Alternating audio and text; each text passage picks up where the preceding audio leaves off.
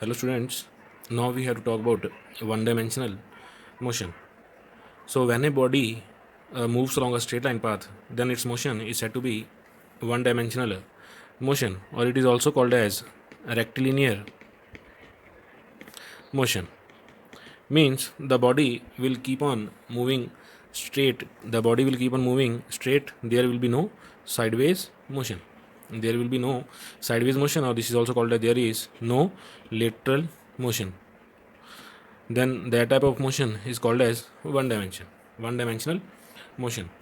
So two dimensional motion means the body, let us say that body, I'm throwing something upward, so it will go like this.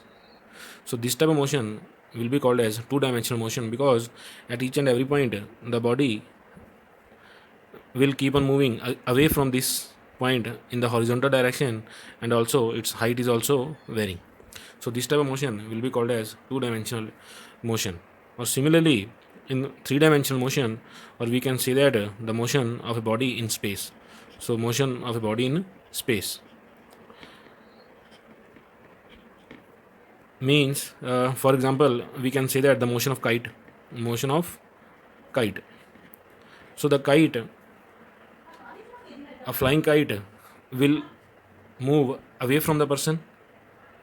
Its height will also increase, and it will also keep on moving left and right. So it will have three dimensions, means horizontal distance, height, and also lateral motion. So that type of motion is called as three dimensional motion. So in our syllabus, for the time being, we will be talking about only one dimensional motion. We will be talking about only one dimensional motion.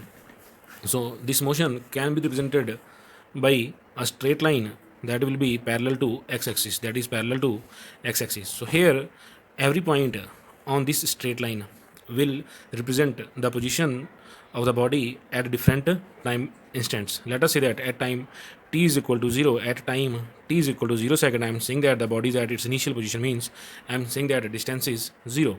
Let us say that the body keeps on moving in a straight line, and at time t is equal to 1 second, the body moves by 5 meter. And in next 1 second, means at time t is equal to 2 second, I'm saying that the body moves by 10 meters. So at that time x will be equal to 15 meter, and so on.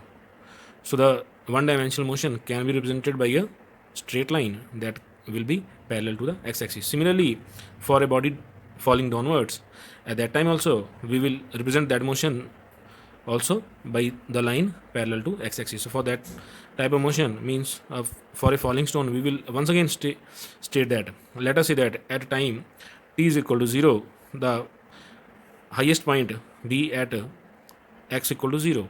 Then the body initially it falls, in the first second it falls by 5 meter, or in next 1 second it will further fall by 15 meter due to acceleration, due to gravity. So at t is equal to 2 seconds, let us say that the total displacement is 20 meter. So this falling of a stone can also be represented by a line that will be parallel to x-axis. Thank you.